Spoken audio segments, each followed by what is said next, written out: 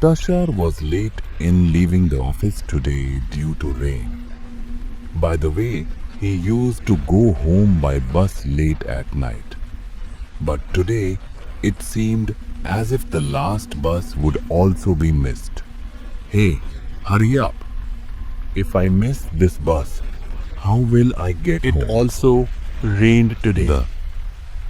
He was running through the streets, running towards the bus stop, and his bus was moving in front of his eyes. He boarded the bus before catching the bus.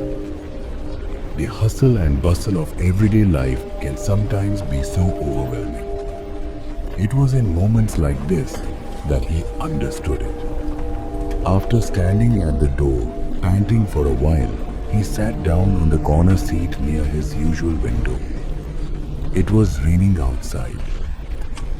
Such a cool breeze in the rain, and raindrops were comforting his soul. Lightning was flashing, and the clouds were suddenly roaring loudly. The entire bus was empty before catching the bus. Only Dasha was in the last seats. Maybe people left early because of the rain. The bus was empty. I'm so deceived today. This rain, this run. After sitting for a while, Tushar fell asleep.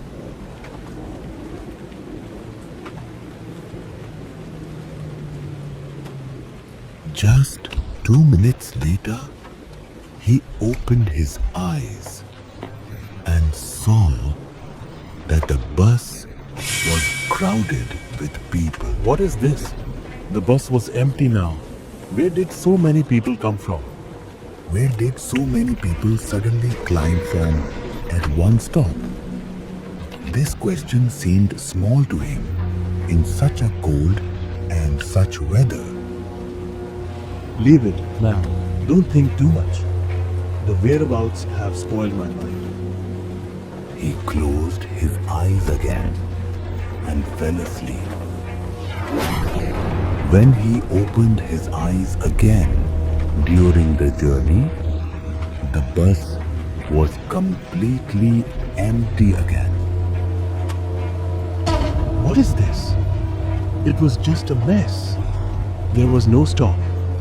Then where did these people disappear? I don't understand anything. There was no stop in between, so it is a crowded crew. Immersed in this thought, Tasha suddenly felt the pungent smell of bidi. A plume of smoke was floating in front of his eyes. It's like a mystery dissolving in the air. He looked down and saw an old man smoking a bidi on the seat next to him. His face was full of iron, and his eyes were as if they were piercing the silence of the night. Oh, it was just full of people. Suddenly, they all disappeared. How can this be? 30 years on. For 30 years, I have been traveling on this bus every night. After midnight, no human climbs in this bus. I don't dare. Brother, how can you say with such certainty? It will just be the effect of rain and fatigue, nothing.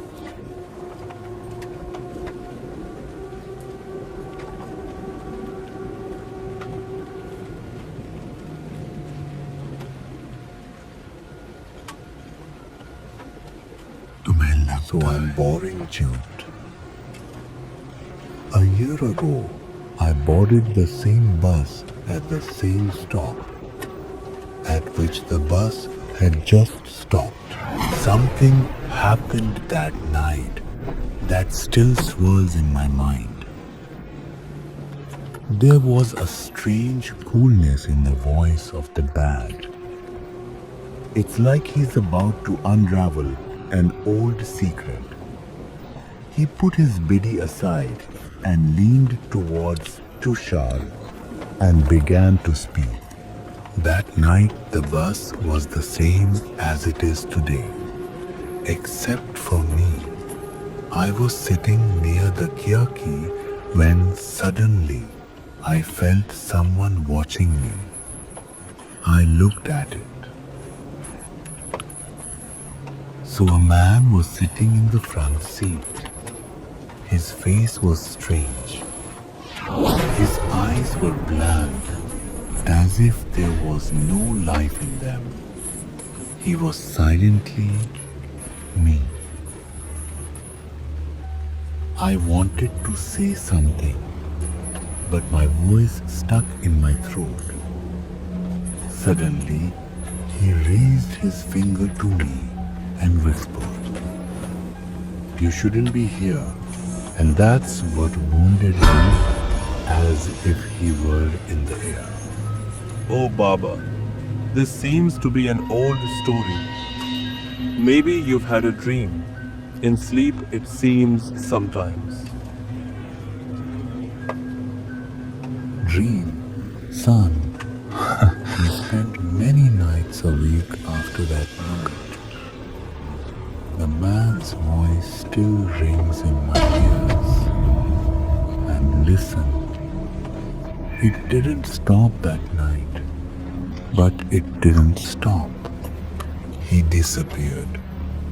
People say that there is something complacent in this bus after midnight, who is not human. Tashar took the old man's words lightly. His mind was fixed on the excitement caused by the cold and the It's rain. all nonsense. He said to himself. Old people keep making up such stories. Still, somewhere along the way, his words had aroused a strange uneasiness in Tushar's mind.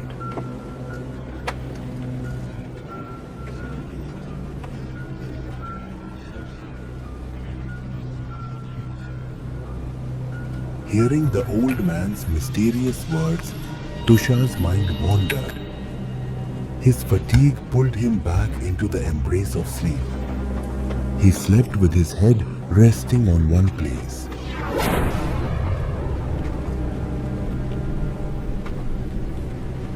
But exactly 5 minutes later, his eyes opened. The silence of the bus in the darkness seemed even heavier. She looked around and her heart sank. The old man wasn't there. What is this? It was just this, the smoke of the beedi. Where did its voice disappear? Something is wrong in this bus. Then Tushar's eyes fell on the front seat. There was a man sitting there, sitting at the newspaper. At 1 o'clock in the morning, someone was on the newspaper in this deserted bus. His face was hidden behind the newspaper, and he was reading it as if all the news of the world was contained in it. Tushar's breathing quickened. Bro, jab. Self. Tushar tried to look at the bar of Kirki, but the raindrops and lightning made him more restless. She looked at the man again, and only then did she start to put the newspaper down.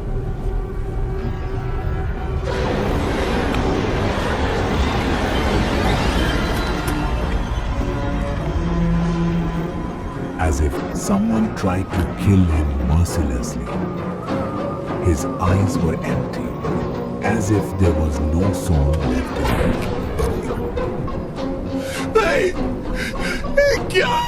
Tasha's screams echoed in the silence. His eyes were closed, and he shrank in the seat. Suddenly, a cold palm grabbed his shoulder.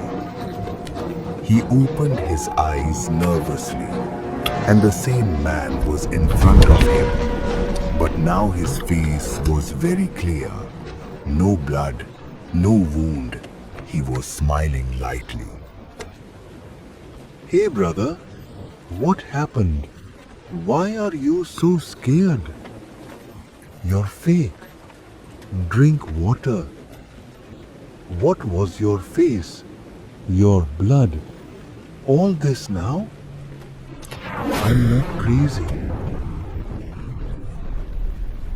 There are strange things in this bus at night. Some are visible. Some are convincing.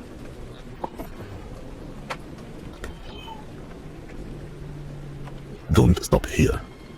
His words were distant, but there was something in his voice that made Tusha's blood glow. He grabbed her water bottle with trembling hands and went to the door and hit water splatters on his face. After drinking 2 sips of water, he wiped his face with a handkerchief. He rolled in his seat. But as soon as he sat back in the seat, his heart sank. That man wasn't him. What is this? That's what it was just now, said. Just then, a voice came from the door of the bus. I'm here, by the door. Tusha saw the man standing at the door. Suddenly, the speed of the bus increased, and he jumped out of the moving bus. And there was a loud banging sound and shouting loudly. Tusha's heart was pounding. He thought it was time to run away. He ran towards the door, and luckily, a stop came at the same time. He jumped off the bus and stood at the stop, drenched in the rain. The bus was slowly passing in front of his eyes. But now he saw the true form of that bus. She just seemed to be completely half-formed. It was as if he had an accident, and there were a lot of people in the bus, but he was not alive. He saw a faint smile through the window, the same man with the same newspaper, and the old man who was still looking at her. Tusha's breath stopped.